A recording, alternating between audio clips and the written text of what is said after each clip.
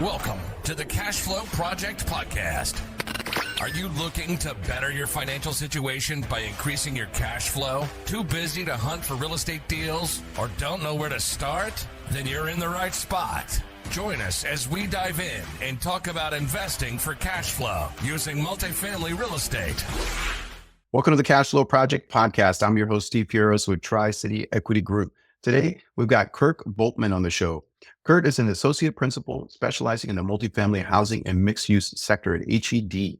So HED is one of the oldest and largest architecture and engineering firms in the U.S. They've got over 400 employees. They do over $100 million in annual revenue. Kurt himself has decades of architectural experience, and he's a thought leader in urban planning. So Kurt is known for his enlightened urbanism approach that uses evidence-based designs rooted in sustainability and wellness for people. His writings on the development and future of mixed-use spaces. He's been published in Innovates magazine, Fortune, Planet Netizen. He's also a speaker at the Chicago Build Expo 2024. Hey, Kurt, welcome to the show. Good afternoon. How are you? Doing awesome. Now, excited to have you on the show to pick your brain a little bit on design, kind of industry trends, kind of what you're seeing today in the marketplace, and just a variety of different topics. But excited to have you on the show. Like I said, you're a little bit different of a guest than we might usually have, but we're all about providing value for the listeners and for the people tuning in, and we want to do it in any possible way. So excited to have you on and kind of get your take from the architectural and engineering standpoint.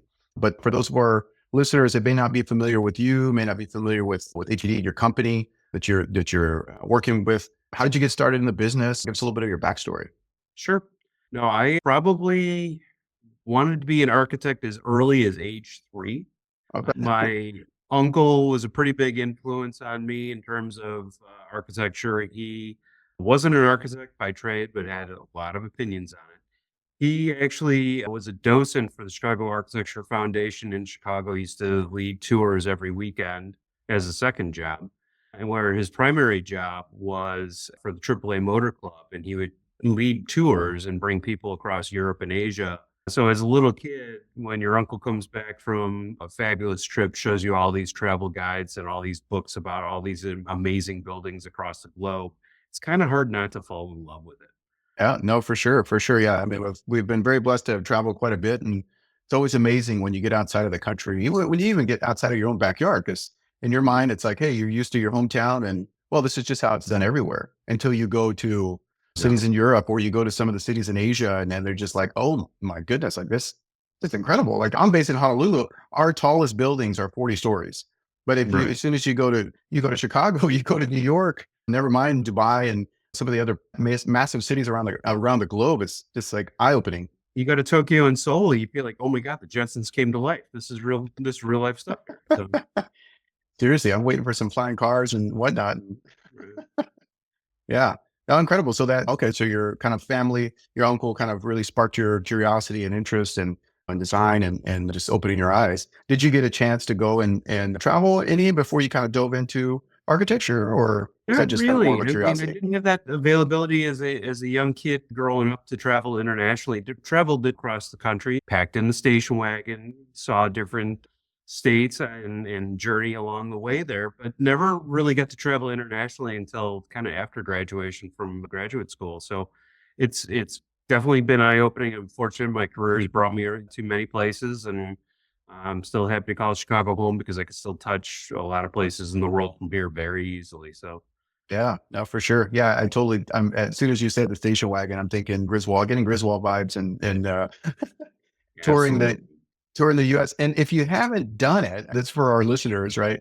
If you haven't had a chance to get outside of your own backyard, right? To get even just to travel around the US, right? You will find wonderful architecture, even in just the US alone. But you have to kind of want to get out of wherever your immediate vicinity is, get outside of your city, get outside of your state, travel to some of these different places where, okay, hey, they have hundreds of years of different architecture, because there's different levels of influence in various cities, right? So, and every city has their vernacular, right? So I was in Boston last year for work, and just going there and seeing how they do kind of small scale multifamily versus how we do it here in Chicago.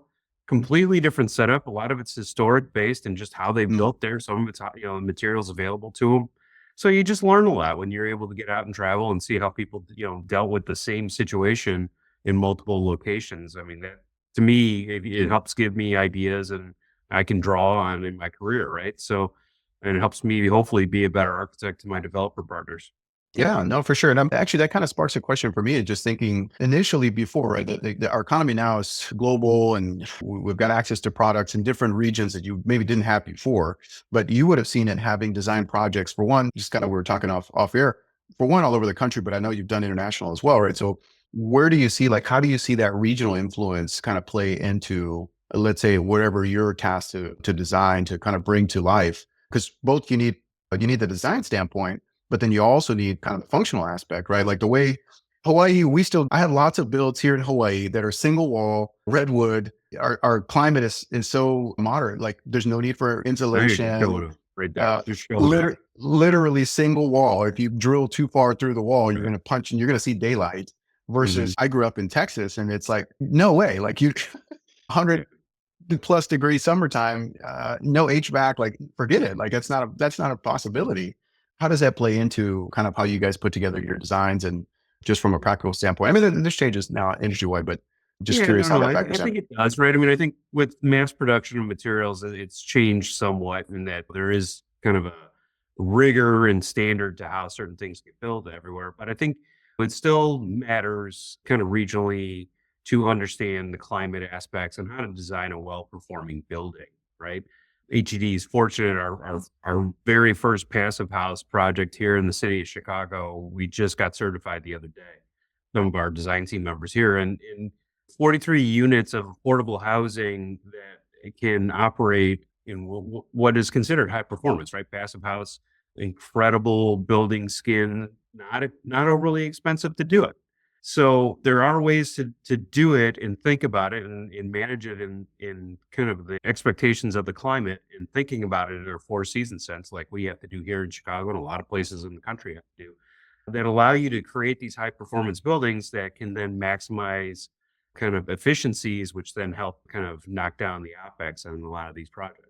Yeah, yeah. Are you seeing that brings me to another question. We talked briefly off the air about, let's say, rising prices with, energy and insurance and whatnot.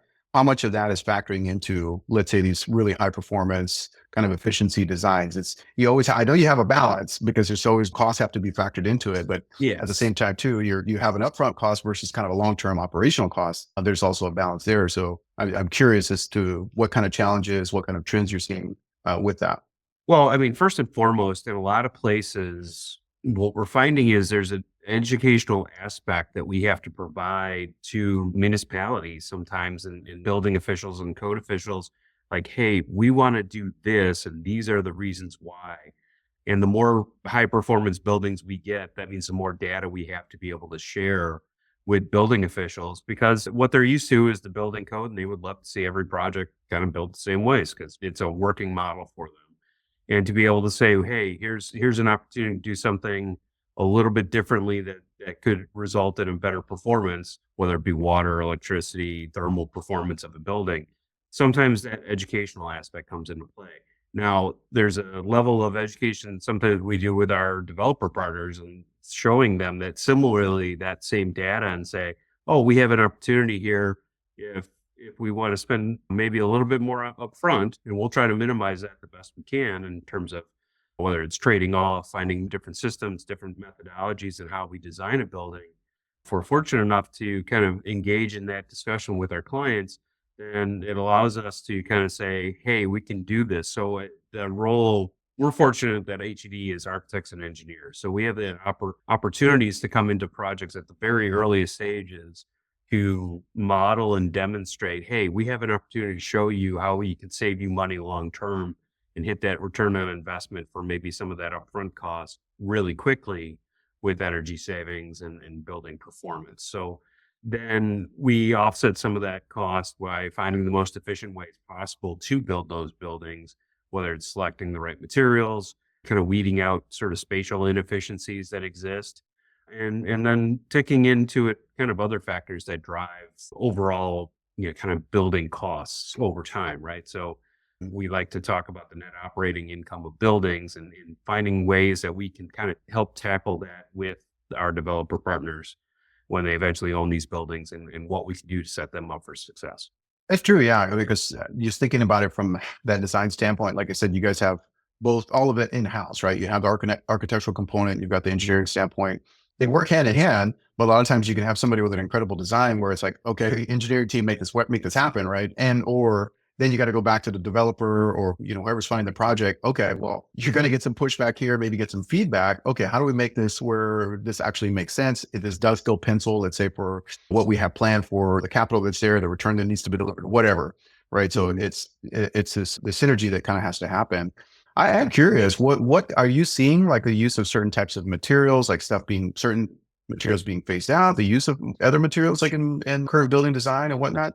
Well, I think what we're seeing is building performance. We're starting to get questions about it more and more in terms of ways to do it. I think when we look at buildings, we have conversations with our developer partners. One of the biggest things that we're coming across is retention, right? So we know retention rates like basically upper 50% right now, and every client would love to know how to make that 10% better, right?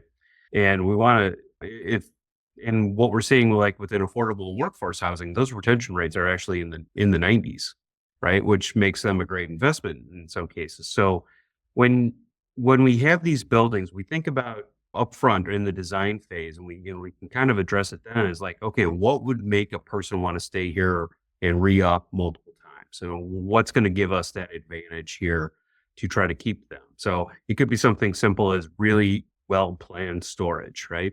Everyone going back to the old George Carlin stuff, everybody's got stuff, right?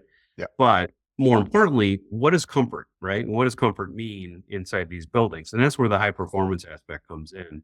And we like to lay it on the table for our developer partners and say, okay, you can design system X. We can guarantee a moderate level of comfort, let's say.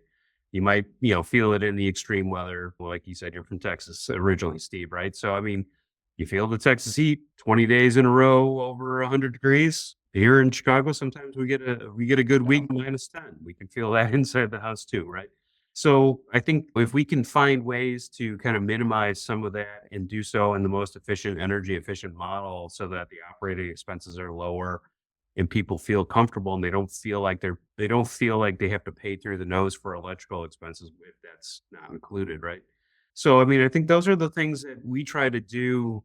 People stay where they're comfortable, right? And they stay where they're safe. So we also take safety in mind. We think about the environment that this building is going in. What's that experience of someone parking their car, getting out, walking to that door? Do they feel safe getting their mail and getting their packages downstairs and bringing them up to their space? So we have to think about all these different factors that lead to it. And then also just the wear and tear on the building too, right? So I think there's aspects of, yeah, we don't want people to move out. We hope residents kind of move in and stay for a long time. And I would think landlords do too, because they can't, that cost to just update the building every move in and move out cycle, just to touch up paints and dings and things like that. So we try to design features that allow kind of the ease of that, right? We still want it to look pretty and usable. We don't want it to look like basically just a diamond plate on every surface. So we try to pay attention to that and make sure we can put the right materials and get the load in done well and help kind of set the building up for success. Yeah, for sure. That makes definitely operations easier kind of after the fact. But it's like, yeah, if you're not thinking about that from the get-go, then that can make it a challenge just from an operational standpoint. Again, we're looking at the bottom line numbers too, right? So to your point, it's like if I don't have And that gets into the a la carte menu that we hopefully can provide to our developer partners and say, okay, well, if we want to do this, we know I'm a big proponent of an integrated process where we have architects, engineers, contractors all up front and being able to kind of get that conceptual price hammered out early on. Because if you're chasing that far into the project and into construction, that's just going to slow construction down and costs are just going to keep escalating. And that's the last thing we want for our clients. And it's the last thing I think buildings need, because that's when bad choices sometimes get made in haste. And that can shorten the life of a building overall. Oh, for sure. Yeah. I can't help but to think you guys did not have an easy job the last couple of years or even through COVID, let's say. I mean, for one, I'm sure projects got torpedoed probably initially, but then cost, oh my goodness. Like if so, we would run into it, across the board for projects. It's like, well, if you didn't get this bid out within the last literally 30 days, like I can't guarantee material pricing doesn't spike or go through the roof, which we were seeing month over month over month. So the more back and forth and more delays you have in green lighting plans and designs, it's like, well, hey, we're going to have this massive delta here for pricing compared to what we did 6 months ago, a year ago, right? Well, it's even just equipment, right? Equipment changed on us so many different times. You're expecting to get like one kind of heating system. Next thing that's not available, or it takes Yep. a year. Yep. So I Yep. mean, Yep. it's just all these different factors, right? So we've had to be nimble in how we approach things, and I think for us personally, like when I'm working on a 4-story building in suburban Kansas City currently, so kind of looking at ideas with the developer, and it's like, oh, I want to do X, Y, and Z, and I'm like, okay, great. How can I design it in a way that I can hopefully minimize the amount of trades on site to hopefully keep the cost down and speed up the construction? So whether that's modular construction or panelization or things we can do on a big project like that, that's great. And smaller projects, we're kind of looking at simple renovations and kind of smaller buildings. Then it's just really about like kind of aspects of care. Like how do you take advantage in a renovation to use what you have and reinforce it in a way that kind of makes it become a new design feature, even though it's maybe 100-year-old aspect of the building. Right. Yeah. Yeah. No, that's, I said you have a unique perspective, I think, in terms of your field in general, but your company also because of, let's say, the size of you guys and how you're able to procure jobs and what all over the country. Like the way that I look at it, like as an investor, my investor hat is just like, wow, okay, that's a leading indicator for kind of general market activities. You're going to see like, all right, well, like, how many permits are being pulled? Like how many times are you being reached out to? Like we just mentioned Kansas City. I know investors in Kansas City. I know you guys are working on projects also in Texas and Florida. Like you can see where are the industry trends going, right? So a lot of the same data we're looking at, let's say from macroeconomics, oh, okay, population growth, increased, decreased job growth, all that kind of stuff you're seeing because again, hey, if this company X is wanting to start up a new location or hey, they're looking to build out housing or whatever, you're going to see that, right? They're going to approach you guys for potentially for design and hey, we're working on something here, put together a Well, plan. and it's true. And like historically, before the pandemic, right? It was a great way that we found to be an indicator was like you look where Google or PayPal or some of these other big companies were setting up a new office. You Mhm. knew that they were moving there for a reason because they tend to get their real estate based on like a market where they have a lot of good young professionals that are probably not getting paid really well, right? So there's a big glut of college educated labor coming into a marketplace. So they wanted to set up shop and take advantage of that, right? So that means there's going to be new income, new housing is needed. Mhm. And these people want all the best and brightest because they just got a big job at a great Fortune 100 company. So, and then all the subsidiary companies that always tend to follow those companies around. So then it starts to create kind of a dynamic market. And you're like, okay, well, Mr. and Mrs. Developer, hey, guess what? That's a market you want to be in, right? So we saw that, Right. and that used to be the great planning. Now with the work from home, it changes that dynamic a little bit, right? So I think some of the indicators are still have pushed kind of into the southern states and into the Sun Belt a little bit and pushed out of my Rust Belt here in Chicago, but we still see Chicago growing Yep. here soon, right? So some of the things that are stopping development in Chicago, maybe unfortunately a little bit of politics, a little bit of cost of construction still. So there's ways to kind of work around it, but we're seeing development still in the Midwest and Midwestern cities. I mean, Milwaukee's got a great sort of renaissance going on. Such a beautiful city up there. We're seeing it in Detroit. We're seeing it in Minneapolis has had a great run over the last 6, 7 years. So I mean, we're seeing Mhm. these markets going to pop up and be really good in the Midwest and in tangential to again staying in big business. We're seeing life sciences, manufacturing too. So I mean, it's just the housing gets built near jobs, and then 5 years after housing gets built, you're going to need schools and you're going to need hospitals and things like that because those people tend to start families. Yeah, yeah, absolutely. Well, and that's why I like to talk to people who have been in the business for, let's say, for longer than a single cycle, because then you see that over time, right? And there's always kind of that general trend, right? It's like, okay, hey, the city gets built out, pushes out the suburbs, and then pulls back, right? You have some increased density, and I think eventually, like that, like we're going to see the same thing, right? We're obviously we have a lot of population growth in the Sun Belt. It's a big drive there, but eventually that's got to spike prices up. And even with, let's say, Florida now, right? Like huge boom to Florida, but that these last couple of storms may be the first time that anybody's experienced that. And so, hey, Well, especially on the Gulf side, right? Because when you think of hurricanes, they don't always think Gulf side for those hurricanes, although it does happen, right? I mean, I went to grad school down there, and there was a Gulf side hurricane when I was in grad school. So I think it is dynamic in Florida. I think the insurance aspects definitely kind of create challenges in that market, but it's such a hot market that people want to be there. Obviously, they love the climate, they love the opportunities to be near the beach. It's just incredibly dynamic. But so we're seeing opportunities for mixed age and mixed income developments down there. So you find opportunities to kind of whether and everything there, and its cost of construction is higher because of the nature of these storms and everything. So right. you have to be a real savvy investor and really have your kind of financing in place before you even start checking things down there. Otherwise, you better hang out in the northern middle part of this part of the state and find something a little bit off the hurricane path.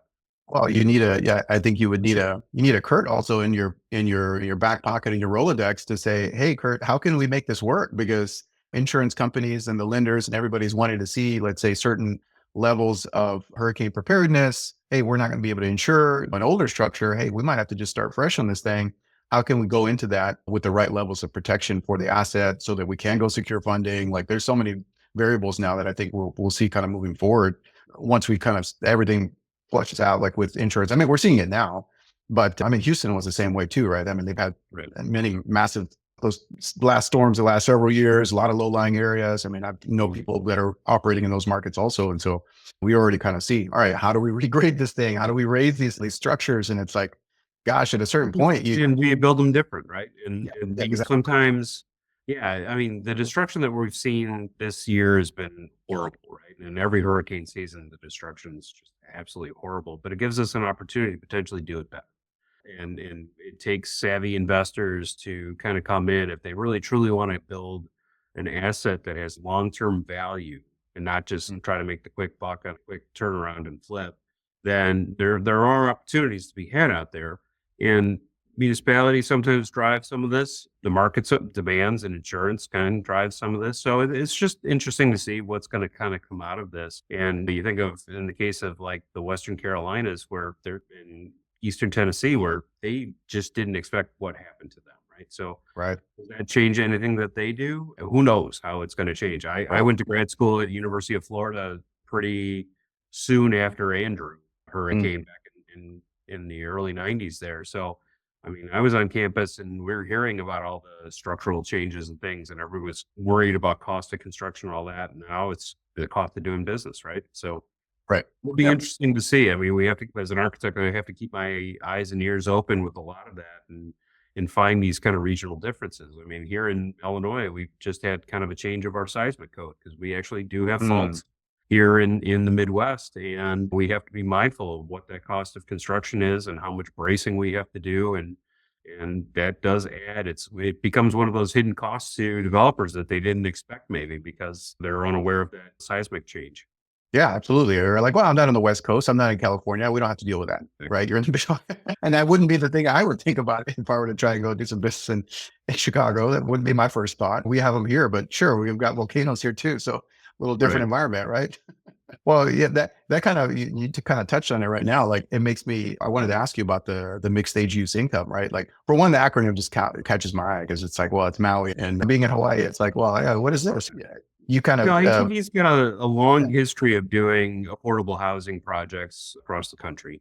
So we're very fortunate in that. But what we're seeing in a way to kind of, because affordable housing has become so competitive, one of the aspects that we're seeing developers do is coming up with ideas on how they can stratify a development to add mixes of ages, uses, and incomes to allow them to build more than just the minimum amount of affordable required by law in some cases. So some of these developers are definitely mission driven in that respect, which is great. We love working with them. So we find ways where they don't necessarily have to rely so much on outside forces to get capital, and we'd see if we can figure out within the development design to come up with ways that we can add enough density in housing to get the affordable kind of offset with market rate or even workforce housing in some cases, and just working out the strategies. And then if we're fortunate enough to get a big enough site, we tend to try to look at it and say, okay, what other uses can go here there's an urban planning, principle about the 15-minute city, right? You should be able to walk to it, within 15 minutes of your home, you should be able to walk and get anything you need on a daily basis, right? I like I like to think about it more economically in about an 18-hour cycle. So how do you keep a community thriving from 6 a.m. to midnight, right?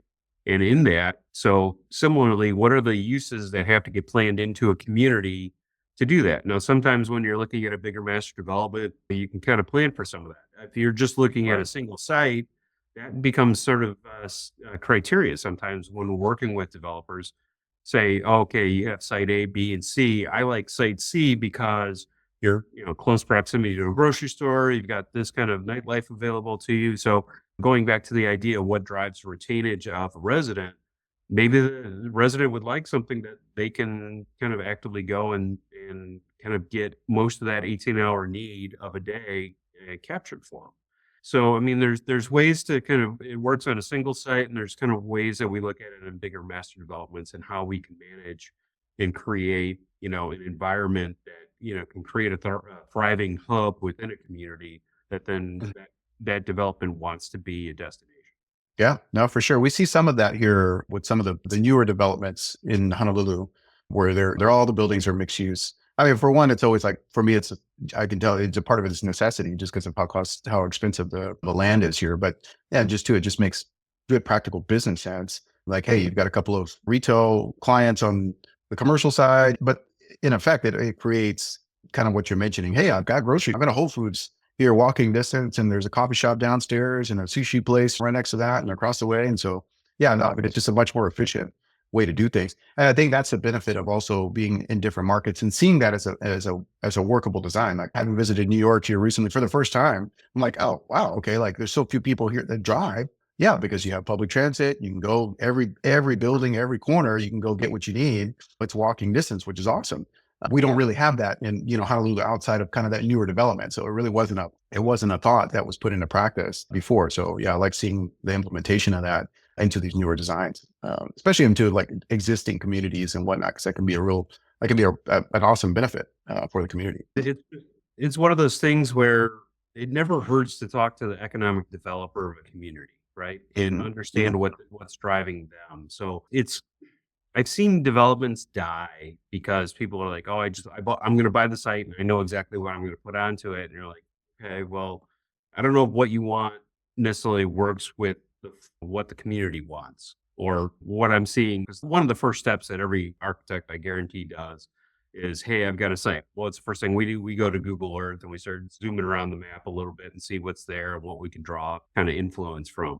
And for us, it's really important to kind of understand the context of where we're building. And that helps us maximize potential of buildings to the best possible so it fits into the neighborhood. And in doing so, we come up with ideas. And I'm the first one to admit, I'll go through old meeting minutes of city council meetings and things just to kind of learn what are the hot button issues. Because the last thing I want to do is design those into a project. So these are the kind of conversations we end up having with developers and saying, okay, here's some local issues that we're seeing. We think we can address certain things in our building so that you're seeing more as a solution than a problem, and then have that conversation, right? So it's developers, a lot of the bigger, especially the bigger institutional developers, they come with so much market research.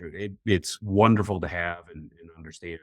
For the smaller, developers who are kind of breaking in and doing a couple buildings or what have you, smaller scale development, there is that legwork that you still got to do sometimes. And sometimes you can lean on your architect to help you with some of that and find ways to kind of set your development up for success by getting a lot of that information and maybe having some of those conversations early on at City Hall and just kind of getting on the good side. Yeah, no, 100%. And then you can talk to somebody, let's say like you're able to glean from those larger developers, right? It's like you guys have run into it. You have the experience. You have had the prior interaction with them, maybe even contacts. But it just helps. Like, okay, well, hey, maybe you're not the cheapest option, I'm sure. But again, for the smaller developers, it's like, yeah, that education, that intel, right? Like that's invaluable. And for us, it's again, the marketplace is always going to compensate you for the amount of value you're able to provide, let's say, to the community, to the marketplace in general. And it's like, well, hey, look, if you're solving a problem for the local municipality, I can guarantee you it's going to be a lot easier to get your project done, to get your plans greenlit than if you're fighting against something that they're trying to dissuade and trying to push against. So yeah, no, that's great.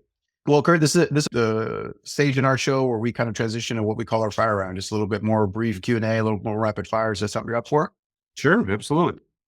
All right, awesome. First question is going to be, what is your favorite book recommendation? For us real estate investors, a lot of times it's Rich Dad, Poor Dad. It's a huge mindset book. It's a purple real estate Bible. But what's a favorite book recommendation for you? And it could be anything. It could be. There's a book called Rewired, and it's McKinsey put it together, and it's about understanding the digital age and AI and how that potentially could change society. We're seeing AI potentially change our practice as architects and engineers and what it can do. And we're trying to wrap our arms around it and how it can help us do our work rather than become victims to it. So we're trying to get ahead of it. So yeah, so I would say Rewired by the McKinsey Group. So if you want to understand what business is going to be like in 10 years, maybe try to get ahead of it. Yeah, absolutely. And that's the thing. We talked about it a little bit there with the kind of our last little conversation, but it's like, look, guys, you don't want to be fighting it. It can be an incredible tool. You know, we want to be able to embrace that. Just what Kurt's saying, you want it to be able to be working for you versus you working against it. And so that's great. I'm going to check it out. All right. Next question. What would you consider your superpower to be? Really enjoy problem solving.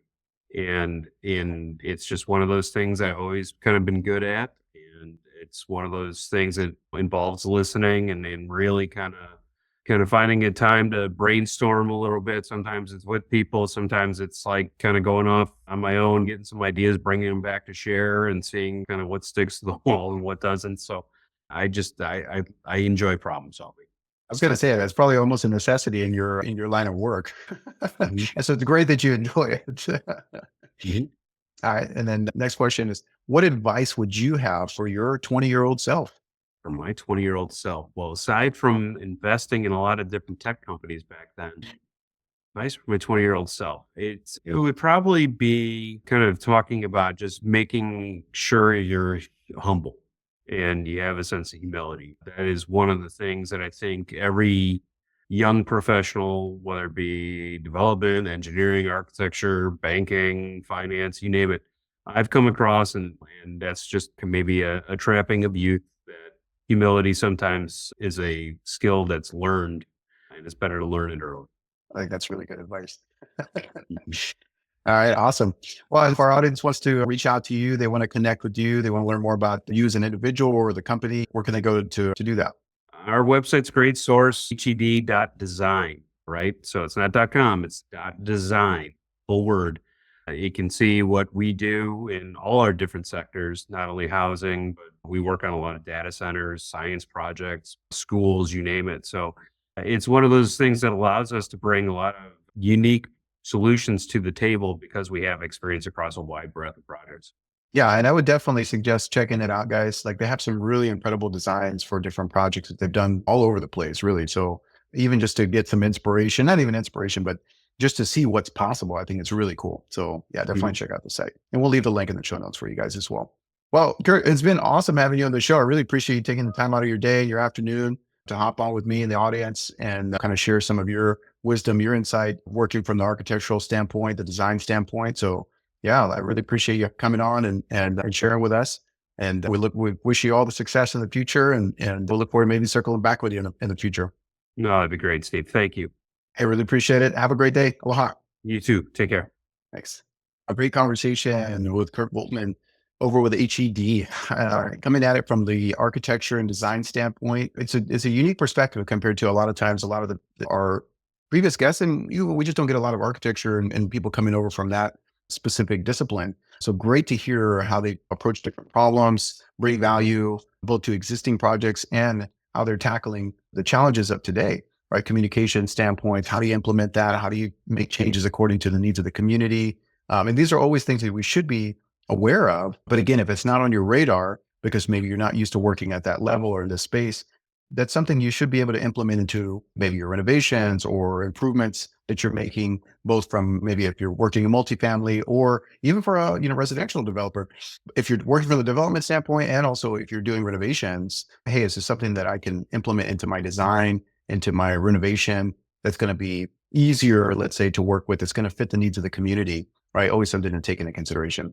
Well, guys, if you are interested in connecting with us here in Honolulu, if you're going to be visiting, if you're based here in the islands, we'd love to meet you. We'd love to put a face to the name, introduce ourselves. So check us out on our monthly meetups, Honolulu Multifamily and more. You can find us on meetup.com. You can also find us in Bigger Pockets. Of course, if you want to connect with us, you can also go to tricityequity.com. There, we've got our previous projects, different deals that we've done over the years in different states around the country, and then also what we currently have on the table as well. And of course, if you guys are finding value in the podcast and the show and then the guests that we've got on, hey, leave us a 5-star review. Make sure that you're sharing the episode. We'd love to get your feedback in terms of what you would like to see maybe in future episodes, but we'd love to get the feedback from you. Give it a thumbs up, give it a like, give it a share. We'd greatly appreciate it. Guys, that's going to be it for today. I'll see you on the next episode. Go take some action, and we'll see you in the next one. Aloha.